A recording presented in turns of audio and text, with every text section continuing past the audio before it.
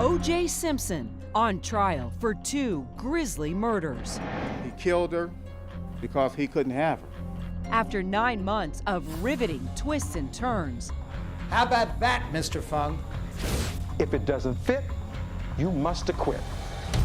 the one moment We, the jury, find the defendant not guilty of the crime of murder. that mattered most. Now, more than 20 years later, go behind the scenes. You said you had your killer. Why did he walk free? Inside the jury room and outside the courtroom for reaction. People said either he's as guilty and terrible as could be or he's an innocent victim of racism. There was no in the middle. The O.J. verdict. Shock of the century.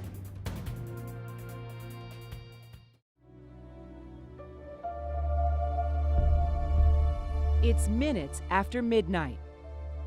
June 13th, 1994. Los Angeles police arrived to a crime scene at Bundy Drive in upscale Brentwood.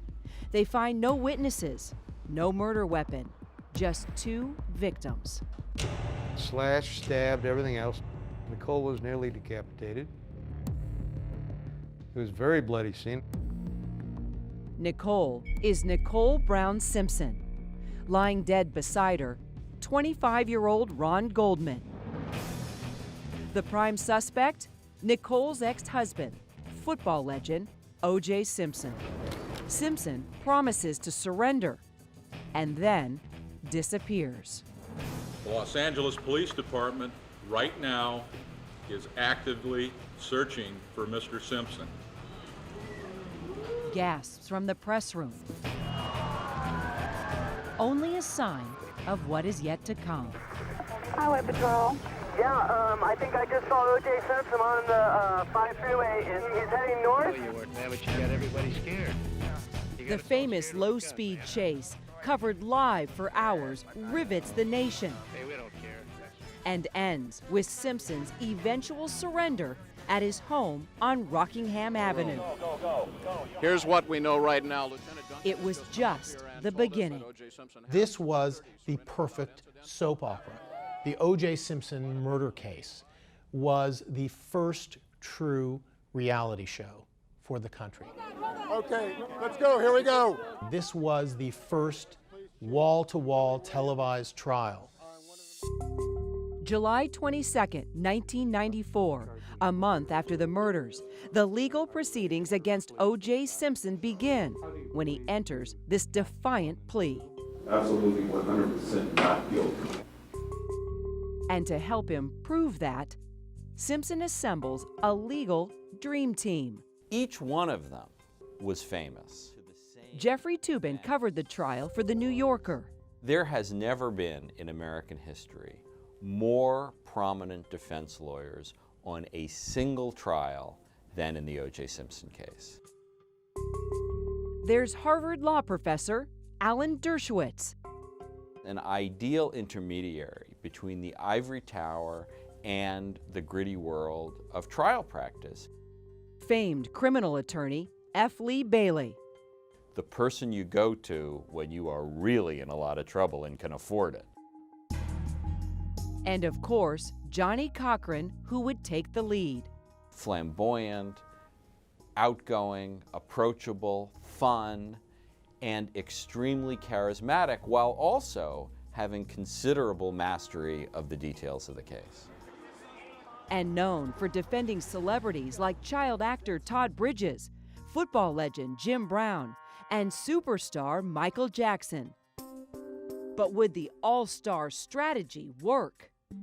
The O.J. Dream Team was not a dream team. It was a nightmare team.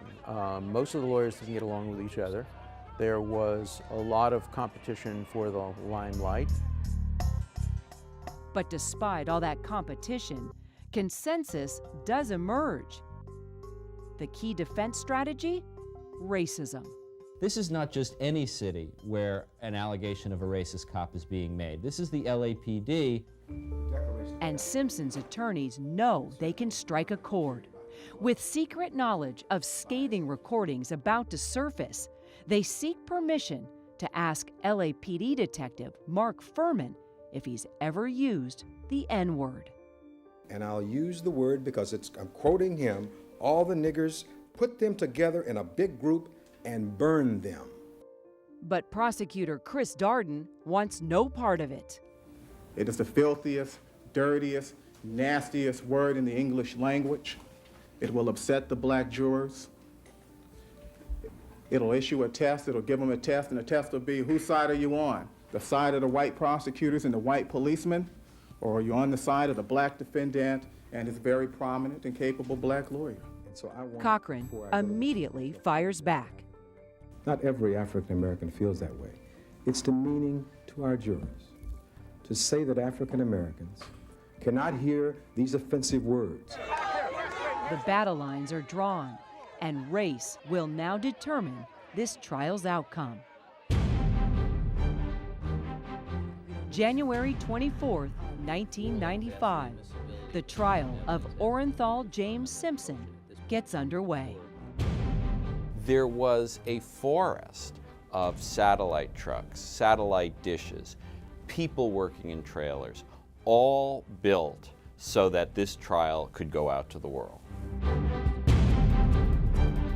Walking into the courtroom every day, it was like the red carpet on an arrivals line or at the Oscars. How are you feeling today? Marsha, how you doing? How are your kids? What are you wearing? It's ridiculous. It was crazy. Outside the courthouse, it's a circus. Inside, a real-life drama unfolding, with millions of people watching. The Simpson case combined everything that obsesses the American public. It had violence, sex, race, sports, and the only eyewitness was a dog. And the prosecution had it all, opening with a story of love, lust, and loss of control. He killed her because he couldn't have her. That trail of blood from Bundy through his own Ford Bronco and into his house in Rockingham is devastating proof of his guilt. What those records show. But Johnny Cochran opens with a very different story. The evidence will show that the careless, slipshod, negligent collection, handling, and processing of samples by basically poorly trained personnel from LAPD has contaminated, compromised, and corrupted the DNA evidence in this case. Coming up, behind the scenes. It's the first time I've ever really seen a Heisman Trophy. And in court with a juror. How did Mark Furman play a part in your decision when it came down to the verdict?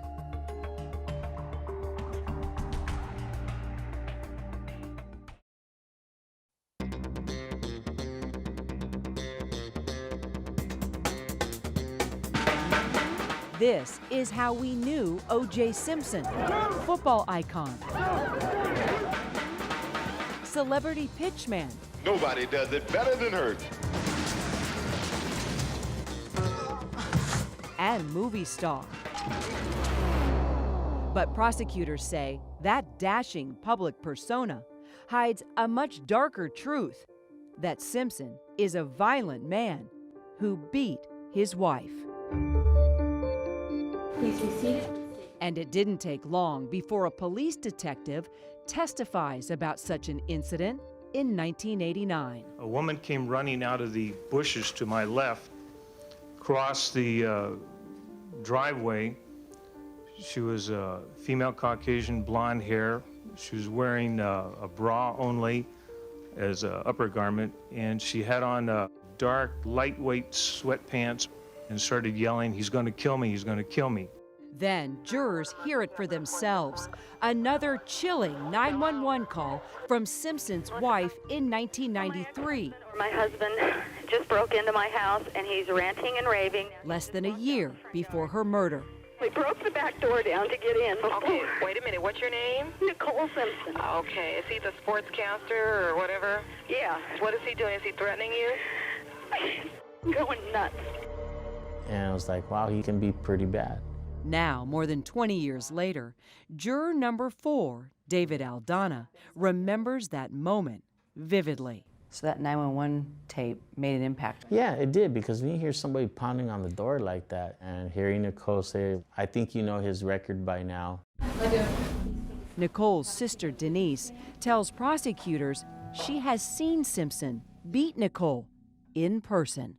He grabbed Nicole, told her to get out of his house, wanted us all out of his house.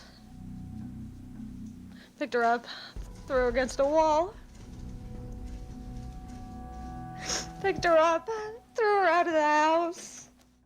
However, defense attorney Robert Shapiro counters with a completely different image of O.J. Simpson. Here he is with the Brown family just hours before Nicole's murder.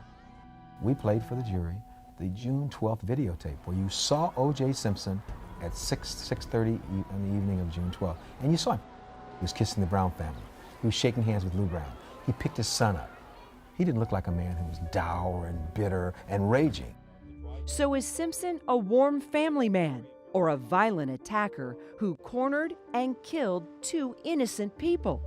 The jurors and Simpson take a field trip to his house and the crime scene. I think that this really assisted the jury in being able to understand the evidence better, the testimony better, and how the victims were essentially cornered. What do you remember the most about visiting O.J.'s house, actually going to the crime scene? And I was like, oh, wow, that's the first time I've ever really seen a Heisman Trophy. We couldn't ask questions, nothing was told to us. Don't talk amongst yourselves and don't touch anything. And it's this home visit that leads to the very heart of the prosecution's case, the physical evidence against O.J. Simpson. Can you please describe the appearance of the glove, sir? It appeared dark leather glove. It appeared to be somewhat moist or sticky. I didn't touch it, but it appeared that parts were sticking to other parts of the glove. We don't know it just yet, but Detective Mark Furman was about to take on a starring role in this unfolding drama. And now Mark Furman came up to you and told you he'd made some discoveries, is that correct? Yes. And so that we're clear, it was Mark Furman who allegedly found this glove out there near Kaylin's room, is that correct? Outside? Yes. And it was Mark Furman who allegedly found this spot on the outside of the Bronco, is that correct? That's correct. And then came this unforgettable witness. I heard a thumping noise. How many thumps did you hear? 3. Simpson's shaggy house guest, Kato Kaelin. Did you ever expect what was going to happen when you got up there and took the stand? No, not at all. It was my first time in a courtroom in my entire life. And I think I was 35 at the time. Kaelin's 4 days on the stand thrust him into the national spotlight. I even come up with a thing saying, never has a man done so little to be recognized by so many. Today he testified, he said that O.J.'s maid never really liked him. Well, sure, she had to work for her room and board. Of course she's not gonna like him. Why was Kato Kaelin so memorable? He's an idiot. Really? He's so full of shit. Sorry. That's pretty harsh.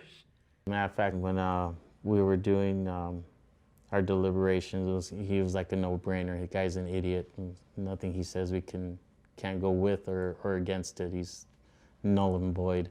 I was called so many things. I was called a celebrity. I was called a pariah. I was called a traitor. I was called a dummy. I was called a freeloader. So it seems like you feel like you were pretty much misunderstood for a really long time. 100% misunderstood. This was something I took so serious that I was making sure that I answered everything correctly. So I was in deep thought going, okay, answer this right, Kato, and that was it. If you pause, people go, he's making something, he's lying, he's doing this.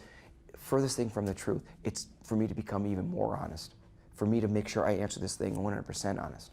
Which brings us to the night of the murder. Kaelin and Simpson make a McDonald's run. About what time was it when you got home? It's about 9:40. Kaelin goes to his bedroom, and prosecutors say Simpson disappears.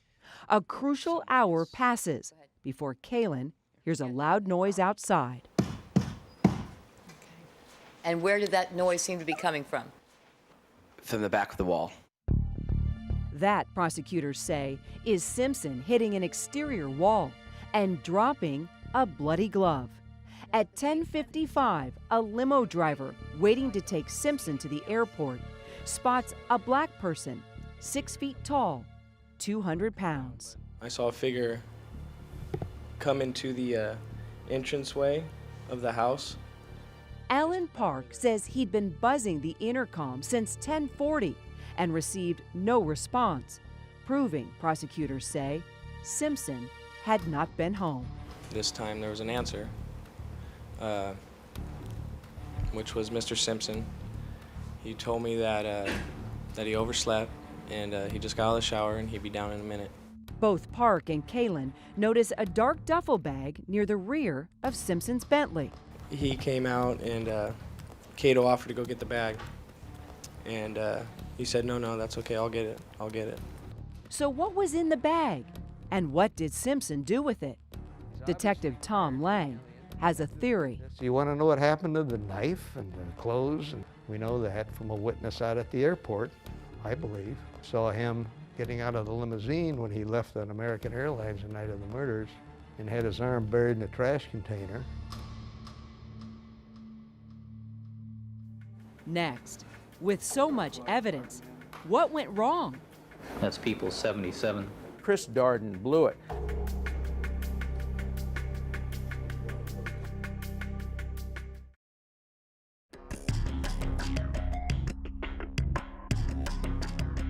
No weapons, no witnesses, but a wealth of forensic evidence. The team prosecuting O.J. Simpson for murder believes they can prove he butchered Ron Goldman and Nicole Brown Simpson. This appeared to me to be an overkill or a rage killing. There was blood everywhere. At the Bundy crime scene, at Simpson's Rockingham estate, and scattered along the route in between. Blood, prosecutors say, is Simpson's. Does that mean that these characteristics that Mr. Simpson has that are also found in the Bundy Walk bloodstain are only found in approximately 1 out of 170 million Caucasians or African Americans? Yes, approximately. And that's not all. Blood consistent with both victims was found in Simpson's Bronco, on that glove discovered behind his house, and on these socks in his bedroom.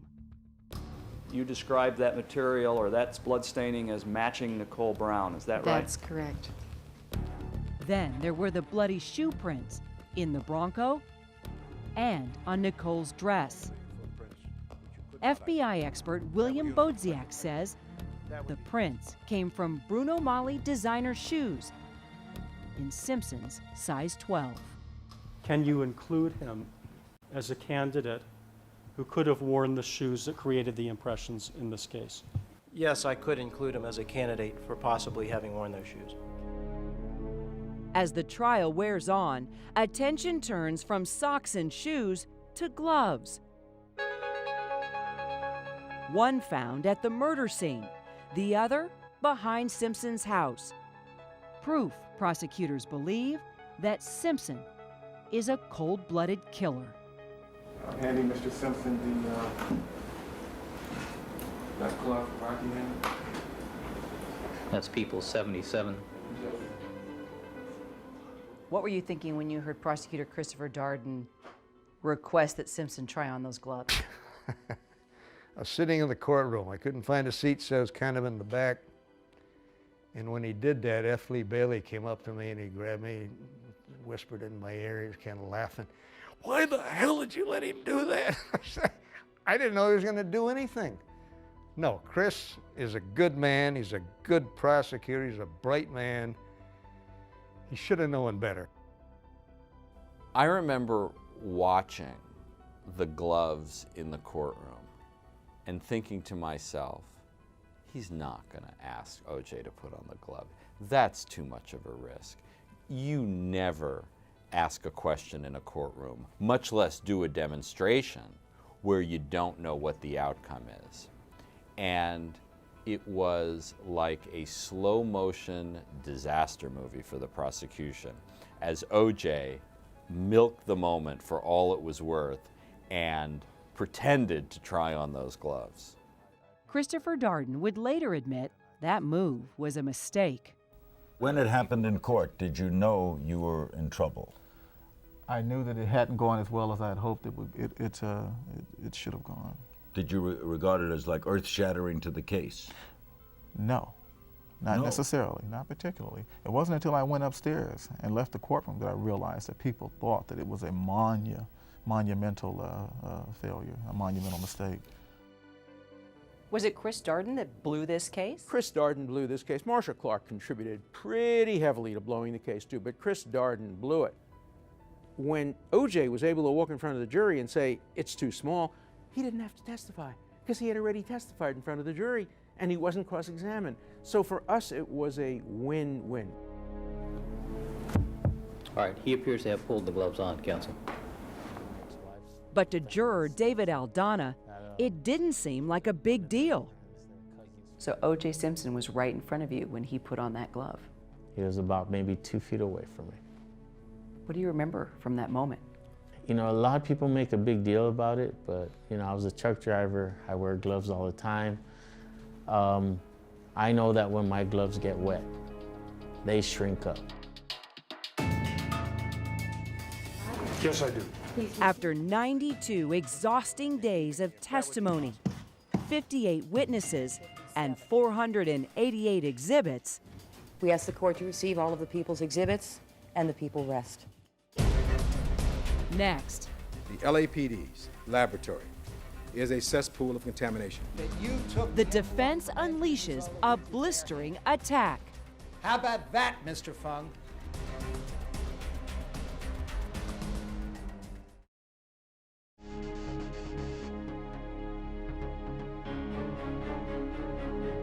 We think the evidence will show that he did not, could not, and would not committed these particular crimes. Johnny Cochran on the attack and on the offensive. The LAPD's laboratory is a cesspool of contamination. Citing police incompetence, Some had gloves, some didn't have gloves, picking up the evidence. even suggesting a conspiracy to frame O.J. Simpson. The fact that blood mysteriously appears on vital pieces of evidence is devastating evidence of something far more sinister.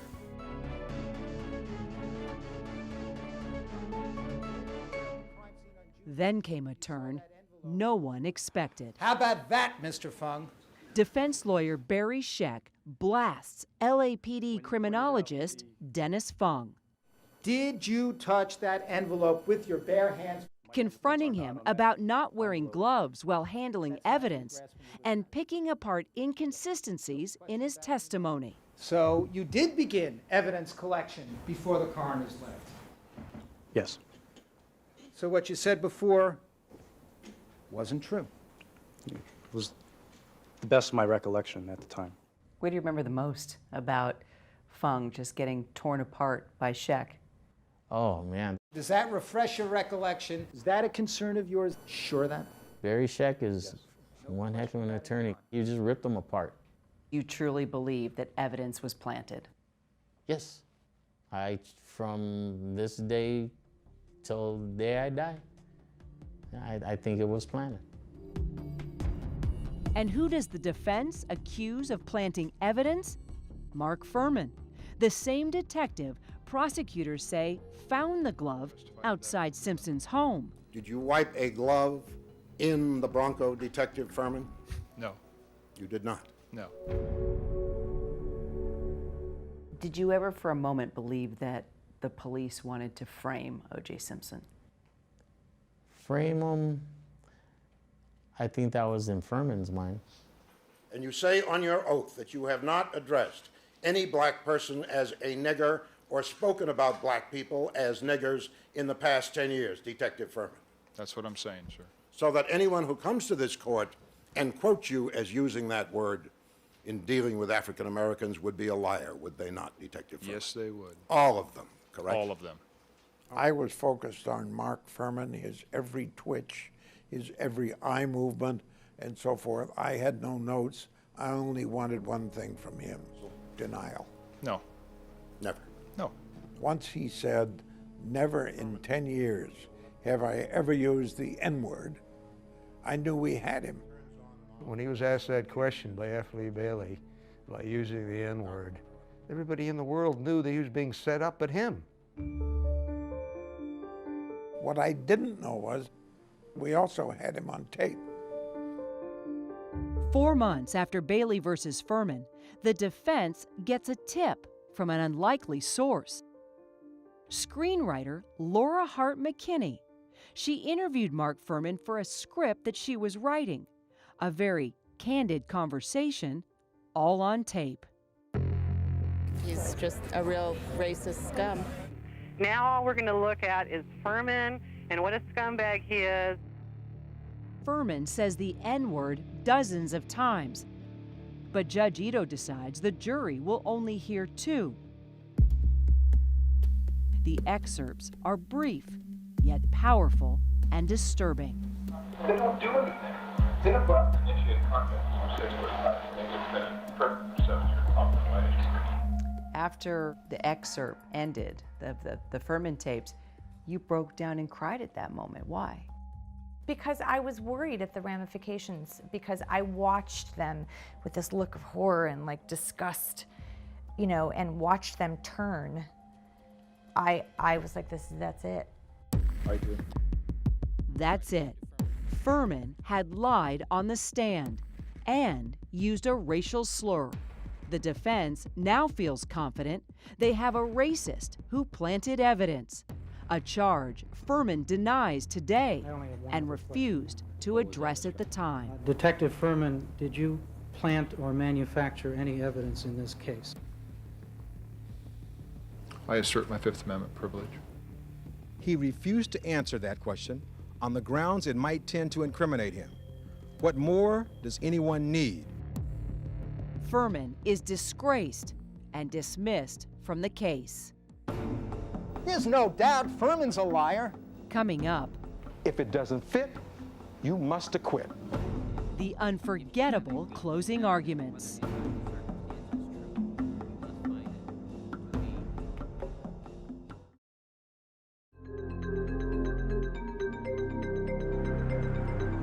Late September 1995.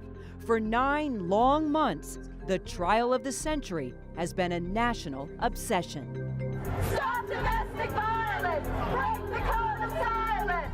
But a casualty of the constant hype is the freedom of 14 men and women. The jury has been sequestered hundreds of days. We were told it was going to be about 3 months, and then when the 3rd month came, and then there was 4, and then 5, and it kept going. It just went on and on and on. No, there are other. Back in court, O.J. Simpson cites the jurors' fatigue as one reason he's not going to testify. I'm mindful of the mood and the stamina of this jury. I have confidence, a lot more it seems than Ms. Clark has, of their integrity, and that they will find, as the record stands now, that I did not, could not, and would not have committed this crime. 4 days later, the end is finally in sight. You have heard all the evidence. No more witnesses, no more delays, just closing arguments. First up, lead prosecutor Marcia Clark. And let me come back to Mark Furman for a minute, just so it's clear. Did he lie when he testified here in this courtroom, saying that he did not use racial epithets in the last 10 years? Yes. Is he a racist?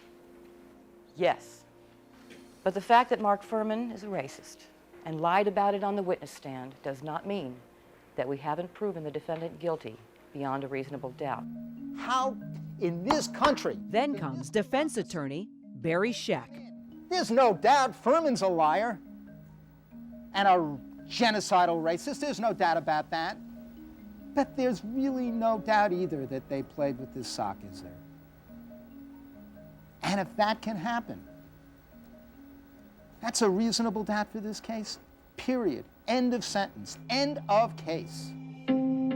Finishing for the defense, Johnny Cochran, with probably the most memorable quote of the trial. If it doesn't fit, you must acquit. You have not used that word. After 9 months of testimony, Yes, that's what I'm saying. hundreds of exhibits, more than 260 days isolated in a hotel, jurors are finally sent to determine O.J. Simpson's fate. Thanks for joining us on a day that many of you probably thought would never arrive. And everybody had an opinion. I think it's going to be a conviction. I would say probably hung jury. I believe absolutely there's sufficient evidence to acquit. Why were you so confident he was going to be found guilty? I just couldn't possibly grasp the notion that with all of the overwhelming amount of evidence against him, that they could possibly find him anything other than guilty. By the time jury deliberations begin, You don't go back in time. the tension surrounding the trial is transparent, and a clear racial division emerges. This idea of race was something that the defense wanted out there. They wanted that in the dialogue because it benefited them. 2/3 of Americans think O.J. is guilty. 77% of whites think he's guilty. 72% of blacks think he's innocent. Based upon the way this case was going, along racial lines by the end of the case, that if you had a videotape confession and even videotape of the murder, you'd have people say, I don't believe that that tape was doctored. That's how bad it got. Despite rampant speculation outside the courtroom, there are only 12 opinions that really matter. We walked into that room. Well, let's see, what do you want to do first? Well, let's just see where everybody stands. We went around the room, guilty, not guilty. It's 2 votes guilty, 10 not guilty. Now, you guys had been sequestered for 9 months. You were tired. You hadn't seen your families, your kids, your friends. You wanted to get out of there. Were the majority of you working hard to get those 2 to come on board? Actually, no. It wasn't arguing or yelling or anything like that. We just took another vote, and the other 2 came on board, and they said not guilty. And it wasn't because they thought that he was innocent. It was because the prosecution just didn't approve it. Aldana still believes the police framed O.J. How is it that with all this evidence against O.J. that he's set free? Some of that stuff was planted. And when some of it was planted, what was and what wasn't? How did Mark Furman play a part in your decision when it came down to the verdict? Quite a bit, because everything that he had anything to do with pretty much got thrown out. I knew he was dirty. After a while, you get a sense of people. Do you truly believe that the police, the detectives, the criminologists were as incompetent as the defense had made them out to be? Yeah, I think so. Coming up, All right, Mr. Simpson, would you please stand and face the jury? the dramatic verdict revealed, and a country divided.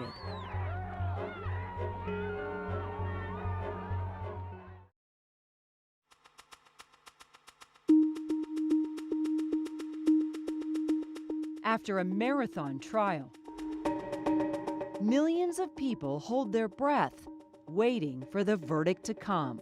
How long do you think they're going to debate? I would be very surprised if they came back in less than 2 weeks. I think at least 10 days, probably. You just never know.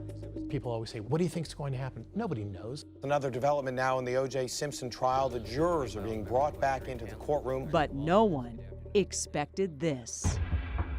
After 8 months of trial, it took the 12 jurors just 4 hours to reach a unanimous conclusion.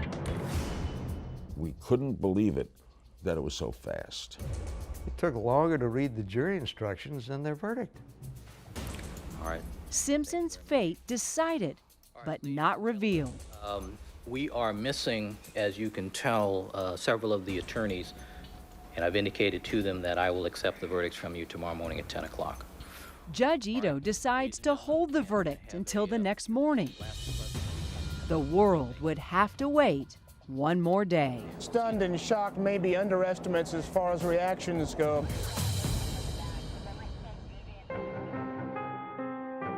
October 3rd, 1995. The sun rises, and everyone, everywhere, is waiting and watching.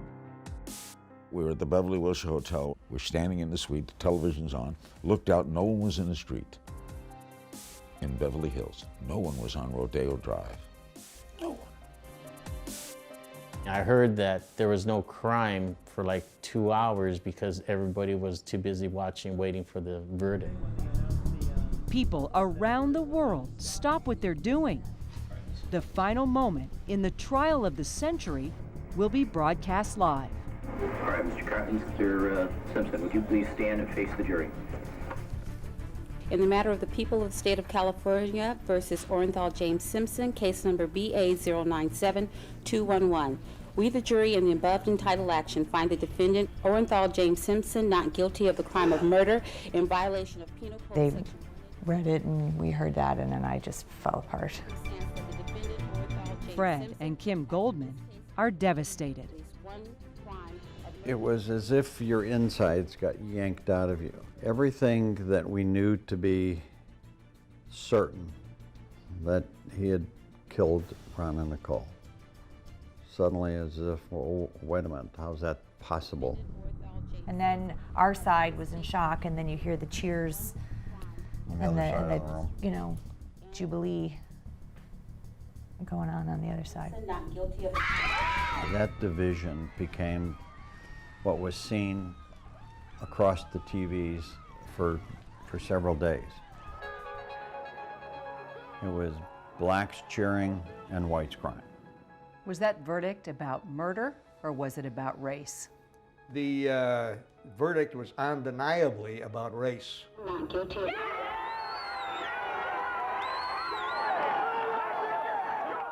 The people saw what they wanted to see. And it's interesting how it was divided, in this case, right along racial lines. I'll never forget when it was over, a woman who came over to me and said the verdict was like being punched in the stomach. And I said, you don't know any of the people. Why was it like being punched in the stomach? She said, it was as if this was my brother and sister.